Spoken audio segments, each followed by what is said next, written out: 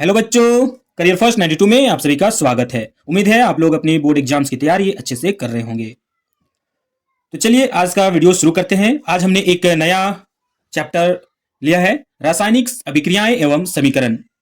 तो इस चैप्टर से संबंधित जितने भी महत्वपूर्ण प्रश्न बन सकते हैं हम कोशिश करेंगे सभी प्रश्नों को हल करने का। तो हमने आज 4 प्रश्नों को लिया है। संतुलित रासायनिक समीकरण क्या है, एक उदाहरण दे, पहला प्रश्न है। दूसरा प्रश्न है, निम्नलिखित रासायनिक अभिक्रियाओं के लिए संतुलित समीकरण लिखे।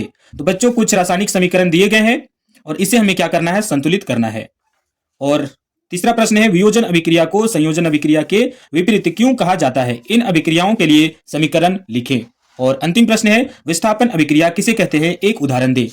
तो बच्चों सभी चारों प्रश्नों को एक एक करके हम लोग चलिए देखते हैं। तो बच्चों आज का पहला प्रश्न है, संतुलित रासायनिक समीकरण क्या है, एक उदाहरण दे। तो बच्चों इसका हम आंसर कैसे लिखेंगे इसे हम देखते हैं, लेकिन इससे पहले कुछ बातें हम समझते हैं। रासायनिक अभिक्रिया में क्या होती है कि जो अभिकारक होते हैं, अभिकारक रासायनिक अभिक्रिया में भाग लेते हैं और प्रतिफल का निर्माण करते हैं। यानी रिएक्टेंट्स होते हैं, रिएक्टेंट्स रासायनिक अभिक्रिया में शामिल होते हैं और प्रोडक्ट्स का फॉर्मेशन करते हैं। तो बच्चों रासायनिक अभिक्रिया में भाग लेने वाले अभिकारक और बनने वाले प्रतिफल दोनों में जो यौगिक होते हैं और उस यौगिक में जो परमाणु होते हैं, उन सभी परमाणुओं की संख्या अभिकारक की तरफ और प्रतिफल की तरफ, रिएक्टेंट साइड में और प्रोडक्ट साइड में, दोनों तरफ क्या होना चाहिए, बराबर होनी चाहिए। तो उसे हम कहते हैं संतुलित रासायनिक समीकरण। तो एक ऐसा समीकरण जिसमें रासायनिक अभिक्रिया में भाग लेने वाले प्रतिकारक और बनने वाले प्रतिफल दोनों तरफ यौगिकों में परमाणुओं की संख्या बराबर होती है, उसे हम संतुलित रासायनिक समीकरण कहते हैं। तो बच्चों इसका परिभाषा हम चलिए लिखते हैं। तो बच्चों हम कुछ इस तरह से इसे परिभाषित कर सकते हैं, वैसी रासायनिक समीकरण जिसमें अभिकारकों एवं प्रतिफलों के प्रतिफलों में उपस्थित परमाणुओं की संख्या समान होती है, बराबर होती है, हम क्या कहते हैं, संतुलित रासायनिक समीकरण कहते हैं। संतुलित रासायनिक समीकरण कहते हैं। तो सिंपल हम लिख सकते हैं, वैसी रासायनिक अभिक्रिया जिसमें अभिकारकों और प्रतिफलों में उपस्थित परमाणुओं की संख्या बराबर होती है, संतुलित रासायनिक समीकरण कहते हैं। बच्चों अगर रासायनिक समीकरण संतुलित नहीं होता है तो उसे हम संतुलित करते हैं। और संतुलित क्यों करना पड़ता है, द्रव्यमान संरक्षण का नियम, द्रव्यमान संरक्षण के नियम का पालन करने के लिए हम रासायनिक समीकरण को संतुलित करते हैं। तो बच्चों हम रासायनिक अभिक्रिया को हम संतुलित क्यों करते हैं, रासायनिक समीकरण को संतुलित क्यों करते हैं। रासायनिक अभिक्रिया में इसका परिभाषा हम कैसे लिखते हैं, द्रव्यमान संरक्षण का नियम पता होना चाहिए। तो वैसी रासायनिक द्रव्यमान संरक्षण का नियम हम क्या कह सकते हैं, रासायनिक अभिक्रिया में भाग लेने वाले प्रतिकारक और बनने वाले प्रतिफल दोनों की तरफ परमाणुओं की संख्या समान होनी चाहिए, यही कहता है। और यही चीज हम इसमें लिखे हैं, वैसी रासायनिक अभिक्रिया समीकरण जिसमें अभिकारकों और प्रतिफलों में उपस्थित परमाणुओं की संख्या समान होती है, संतुलित रासायनिक समीकरण कहलाती है।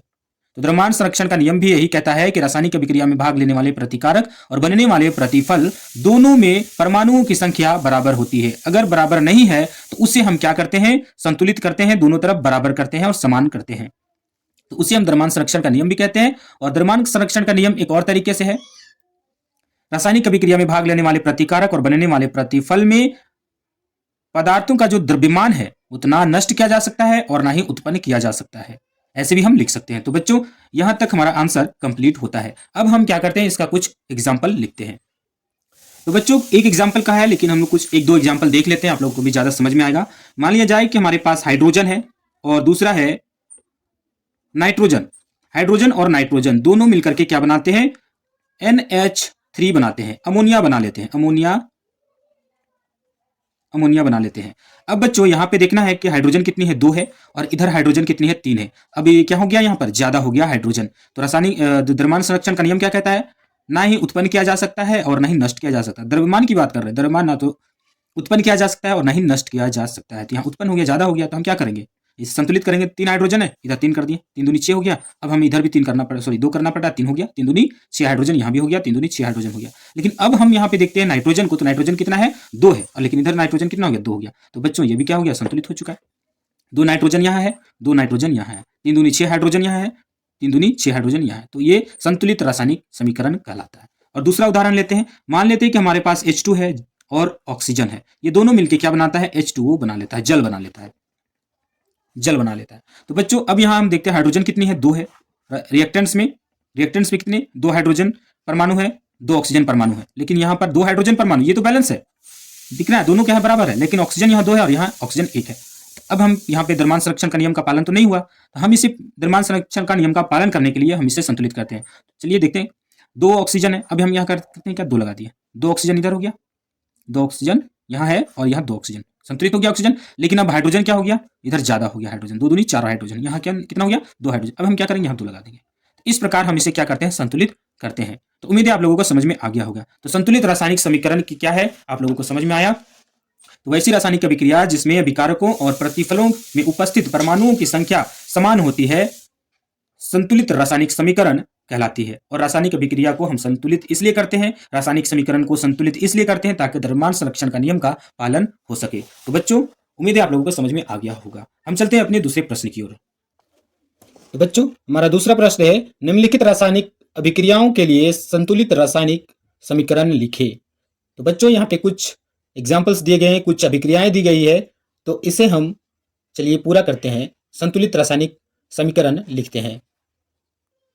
तो बच्चों यहाँ हाइड्रोजन और ऑक्सीजन मिलकर के क्या बना ले रहे हैं, जल का निर्माण कर रहे हैं। तो हाइड्रोजन का ये तो शब्द के रूप में लिखा हुआ है समीकरण, ये समीकरण शब्द के रूप में लिखा है।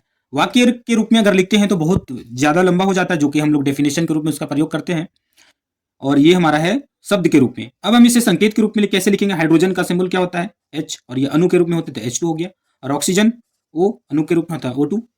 ये मिलके क्या बनाएगा, जल, H2O बना लेगा। जल का सूत्र क्या होता है, H2O। तो बच्चों अब हम इसे संतुलित कैसे करेंगे, संतुलित करना है, यहाँ कितना हाइड्रोजन है, 2 हाइड्रोजन है, यहाँ पे 2 हाइड्रोजन, ऑलरेडी ये संतुलित है, बैलेंस है। अब यहाँ पे 2 ऑक्सीजन है और यहाँ कितना ऑक्सीजन है, 1 ऑक्सीजन है। तो हमें क्या करना पड़ेगा, इधर हमें 2 ऑक्सीजन करना पड़ेगा।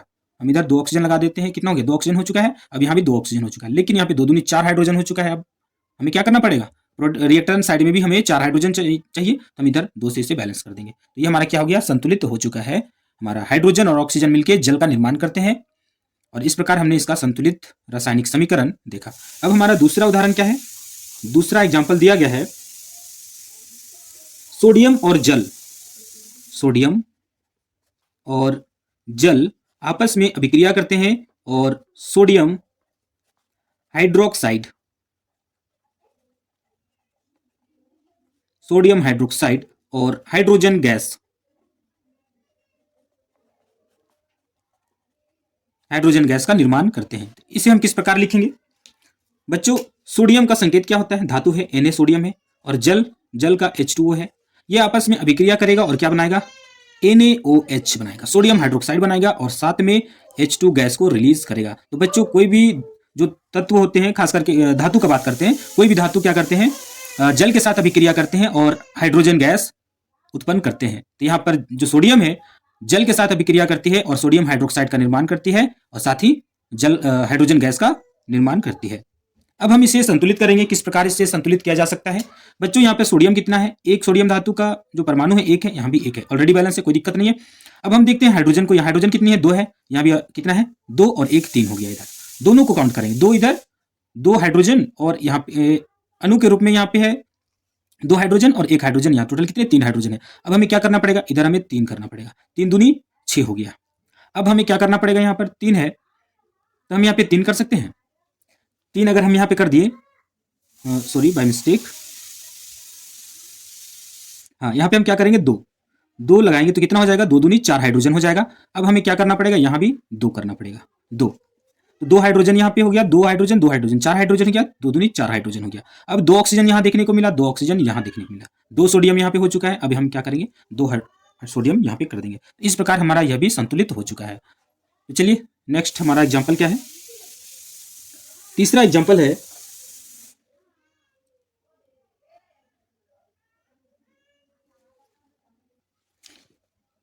नाइट्रोजन।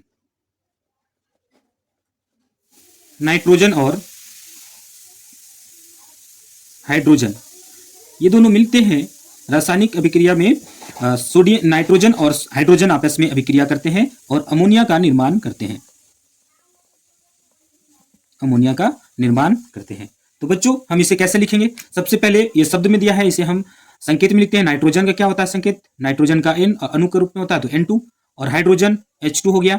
ये आपस में अभिक्रिया कराएगा और क्या बनाएगा? NH3 बना लेगा। अमोनिया का जो सूत्र होता है NH3 होता है। अब बच्चों अब इसे हम क्या करते हैं? संतुलित करते हैं। किस प्रकार करेंगे संतुलित? सोडियम नाइट्रोजन कितना है? यहाँ पे 2 एटम है नाइट्रोजन के, और इधर कितने हैं? 1 है। हम क्या करेंगे? इधर 2 कर देंगे। 2 नाइट्रोजन यहाँ और 2 नाइट्रोजन अभिकारक साइड में हो गया, और प्रतिफल के साइड में भी 2 नाइट्रोजन हो गया। रिएक्टेंट साइड में भी 2 हो गया, प्रोडक्ट साइड में भी 2 हो गया। अब हम देखते हैं हाइड्रोजन 3 दूनी 6 हो गया। किधर? प्रोडक्ट साइड में 6 हाइड्रोजन हो गया, लेकिन हमारा रिएक्टेंट साइड में 2 ही है, तो हम क्या करेंगे? 3 यहाँ पर लगा देंगे। 3 दूनी 6 हाइड्रोजन हो गया। 3 दूनी 6 हाइड्रोजन, 2 नाइट्रोजन 2 नाइट्रोजन।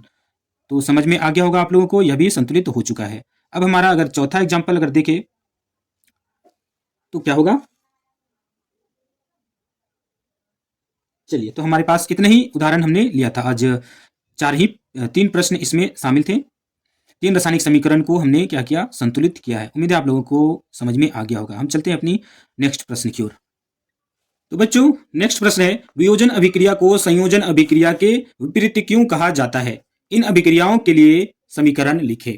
तो बच्चों चलिए देखते हैं इसका आंसर हम कैसे लिखते हैं। तो सबसे पहले हम वियोजन अभिक्रिया और संयोजन अभिक्रिया दोनों की परिभाषा हम लिखते हैं।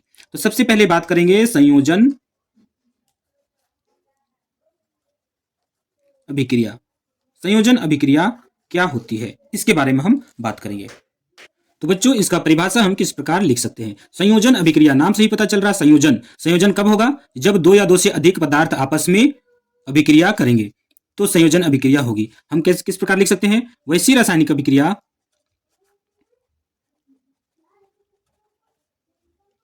वैसी रासायनिक अभिक्रिया जिसमें 2 या 2 से अधिक पदार्थ आपस में अभिक्रिया कर संयोग कर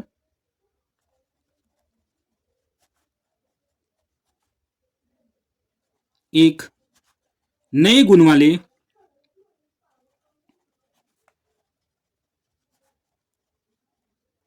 पदार्थ का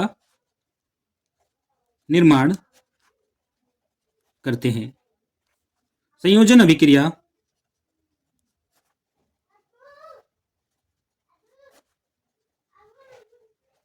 कहलाती है।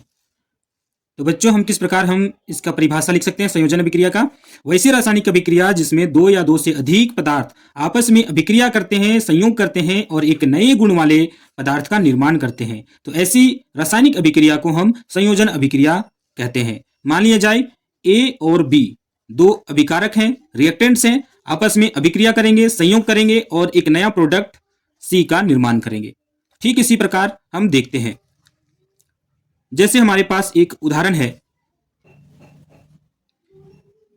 H2 और O2, दोनों का अलग अलग गुण है। हाइड्रोजन ज्वलनशील होता है, कम्बस्टिबल होता है, और ऑक्सीजन ये हाइड्रोजन को जलने में मदद करता है। दोनों गैस है, एक जलता है और एक जलने में मदद करता है। दोनों का अलग अलग गुण हो रहा है, और ये दोनों आपस में संयोग करते हैं तो जल का निर्माण कर देते हैं, और जल का गुण अलग होता है। अब हम इसे संतुलित कैसे करेंगे? 2 हाइड्रोजन यहां पर है, 2 हाइड्रोजन यहां पर है, 2 ऑक्सीजन रिएक्टेंट साइड में 1 है, तो इधर हम क्या करेंगे? 2 लगाएंगे। 2 ऑक्सीजन हो गया, 2 दूनी 4 हाइड्रोजन हो गया, यहां पर 2 लगा देते हैं। तो ये हमारा क्या हो गया? संयोजन अभिक्रिया हो गया। 2 अभिकारक आपस में क्या किए? संयोग किए और एक नए गुण वाले पदार्थ का निर्माण किए हैं। इसका गुण अलग है। ये दोनों गैस है, ये भी क्या है? गैस है। ऑक्सीजन भी गैस है, लेकिन ये क्या है? लिक्विड है, द्रव है। तो इसका गुण क्या हो गया? नया गुण हो गया। उम्मीद है बच्चों समझ में आ गया होगा। एक और एग्जाम्पल देखते हैं। दूसरा एग्जाम्पल हम देखते हैं। मान लिया जाए हमारे पास H2 है और दूसरा N2 है।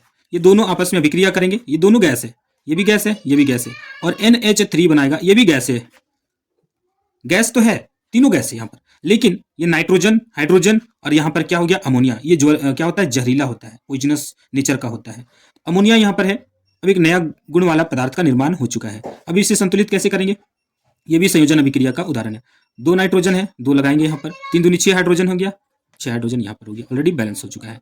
तो बच्चों उम्मीद है कि आप लोगों को समझ में आ गया होगा संयोजन अभिक्रिया किसे कहते हैं। तो चलिए अब देखते हैं वियोजन अभिक्रिया क्या होती है। तो बच्चों अब हमें वियोजन अभिक्रिया की परिभाषा हम कैसे लिख सकते हैं? वैसी रासायनिक अभिक्रिया, वैसी रासायनिक अभिक्रिया जिसमें एक पदार्थ टूटकर दो या दो से अधिक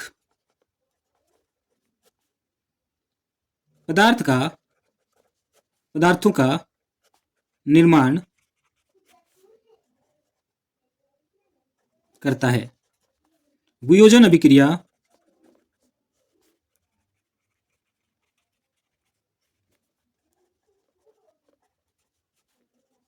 कहलाती है। तो वैसी रासायनिक अभिक्रिया जिसमें एक पदार्थ टूटकर दो या दो से अधिक पदार्थ का निर्माण करते हैं, दो या दो से अधिक पदार्थों का निर्माण करते हैं, वियोजन अभिक्रिया कहलाती है। तो बच्चों संयोजन अभिक्रिया में क्या था? संयोजन अभिक्रिया में दो पदार्थ आपस में क्या करता था, जुड़ता था, संयोग होता और एक नया पदार्थ का निर्माण करता है। लेकिन वियोजन अभिक्रिया में ये एक पदार्थ टूटकर दो या दो से अधिक गुण वाले पदार्थ का निर्माण किया। यहां पे दो पदार्थ आपस में क्या किया, संयोग किया और एक नया गुण वाले पदार्थ का निर्माण किया। लेकिन यहां पर एक पदार्थ टूटकर दो नए गुण वाले पदार्थ का यहाँ पे निर्माण किया है। तो ये एक दूसरे का विपरीत अभिक्रिया है। तो बच्चों इसलिए कहा जाता है कि संयोजन अभिक्रिया वियोजन अभिक्रिया का विपरीत अभिक्रिया होती है। अब इसका कुछ उदाहरण देखते हैं। उदाहरण जैसे कि हमारे पास H2O है, जल है, एक ही पदार्थ है ना, ये क्या करेगा, रासायनिक अभिक्रिया में भाग लेगा और ये क्या कर देगा, हाइड्रोजन H2 और ऑक्सीजन में टूट जाएगा, हाइड्रोजन और ऑक्सीजन में टूट जाएगा। एक पदार्थ है, दो नए पदार्थ का निर्माण कर दिया, दोनों का गुण अलग अलग हो गया।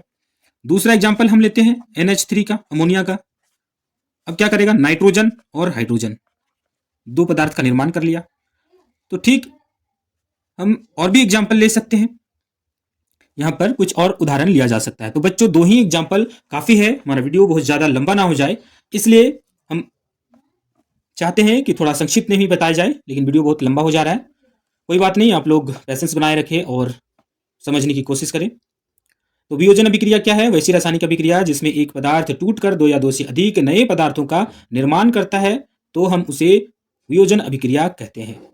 और अब हम कहते हैं कि संयोजन अभिक्रिया और वियोजन अभिक्रिया एक दूसरे का विपरीत अभिक्रिया है, क्योंकि संयोजन अभिक्रिया में पदार्थ आपस में जुड़ते हैं और एक पदार्थ का निर्माण करते हैं, और वियोजन अभिक्रिया में क्या होती है, एक पदार्थ टूटकर दो या दो से अधिक पदार्थों का निर्माण करते हैं, तो उसे हम वियोजन अभिक्रिया कहते हैं। इसलिए संयोजन अभिक्रिया को वियोजन अभिक्रिया के विपरीत अभिक्रिया कहा जाता है। अतः वियोजन अभिक्रिया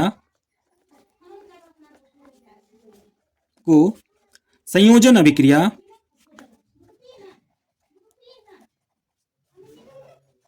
की विपरीत अभिक्रिया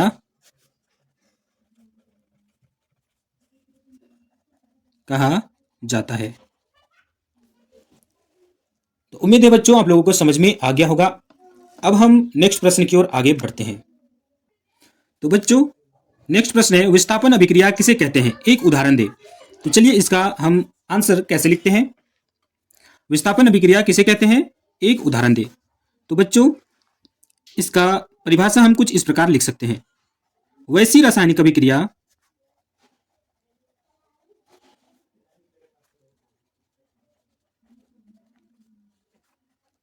जिसमें किसी यौगिक में उपस्थित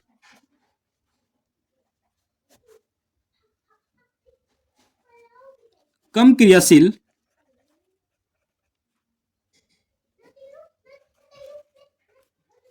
कम क्रियाशील तत्व को अधिक क्रियाशील तत्व द्वारा विस्थापित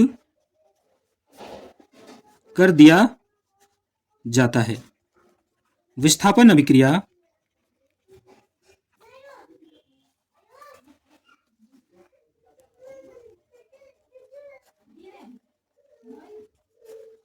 कहलाती है।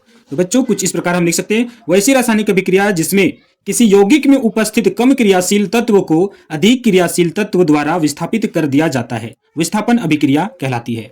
तो बच्चों ठीक ऐसे ही जैसे मान लिया जाए, एक उदाहरण हम लोग समझते हैं।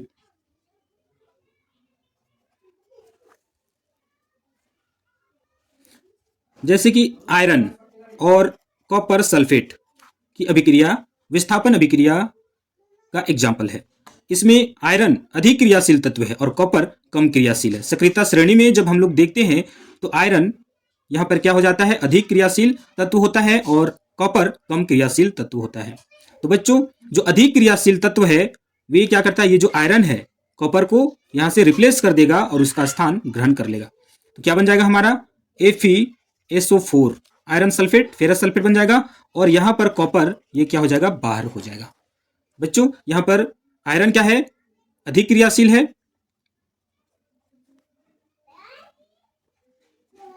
और कॉपर कम क्रियाशील है, कम क्रियाशील तत्व है।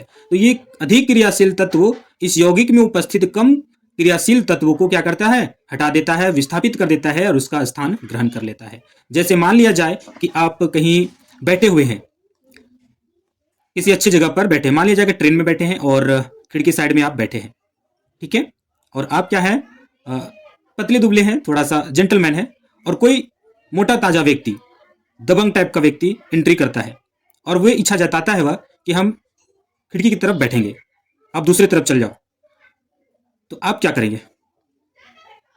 सिंपल सी बात है, आप झगड़ा तो करेंगे नहीं, सिंपल दूसरी जगह पे आप शिफ्ट कर जाएंगे, दूसरी जगह पे बैठ जाएंगे। ठीक इसी प्रकार ये जो आयरन है अधिक क्रियाशील है, दबंग टाइप का है, और कॉपर क्या है, जेंटलमैन है, कम क्रियाशील है।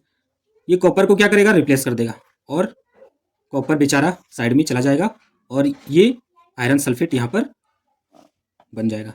तो बच्चों उम्मीद है समझ में आ गया होगा। विस्थापन अभिक्रिया क्या होती है, वैसी रासायनिक अभिक्रिया जिसमें कम क्रियाशील तत्व को अधिक क्रियाशील तत्व द्वारा विस्थापित कर दिया जाता है और उसका स्थान ग्रहण कर लिया जाता है। तो इसे हम विस्थापन अभिक्रिया कहते हैं। तो बच्चों उम्मीद है आज का हमारा यह क्लास आप लोगों को समझ में आया होगा। आप लोग अपने बोर्ड एग्जाम्स की तैयारी करें और नोट्स के रूप में इसे अपना देखें, तैयार करें। उम्मीद है कि आप लोगों को समझ में आ गया होगा। हम मिलते हैं नेक्स्ट वीडियो में नए प्रश्न उत्तर के साथ। तब तक आप लोग पढ़ते रहिए। जय हिंद, जय झारखंड।